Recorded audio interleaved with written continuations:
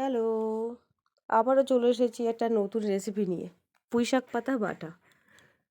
আগের দিন পুঁইশাক রান্না হয়েছিল, তার থেকে কিছু পাতা বেঁচেছিল। সেই পাতাটা দিয়েই আজকে একটা রেসিপি বানাচ্ছি। পুঁইশাক পাতাগুলোকে ভালো করে ধুয়ে বেছে কড়াইতে দিয়েছিলাম এবং তার সাথে দিয়েছি পেঁয়াজ, লঙ্কা, রসুন আর একটু হলুদ ও একটু লবণ দিয়ে ভালো করে বেশ সুন্দর করে নাড়াচাড়া করে দুই একবার এটা ঢেকে দিতে হবে।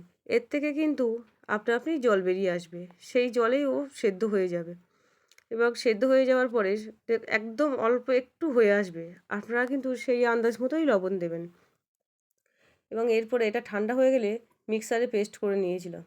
নিয়ে কড়াইতে তেল দিয়ে যে কুচো কুচো চিংড়ি মাছগুলো নিয়েছিলাম সেইগুলো দিয়ে দিয়েছি। ভালো করে চিংড়ি মাছগুলোকে কিন্তু ভেজে নিতে হবে। নিয়ে পুঁইশাক পাতার পেস্টটা ঢেলে দিন, দিয়ে ভালো করে যত সময় না শুকিয়ে আসছে ভালো করে নাড়াচাড়া করতে থাকুন।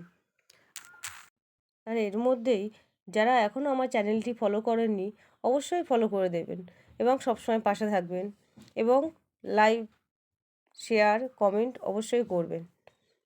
তো পুঁইশাকটি ভালো করে নাড়াচাড়া করে নিয়ে বেশ যত সময় না জল শুকোচ্ছে নাড়াচাড়া করে দিতে হবে মিডিয়াম আঁচে।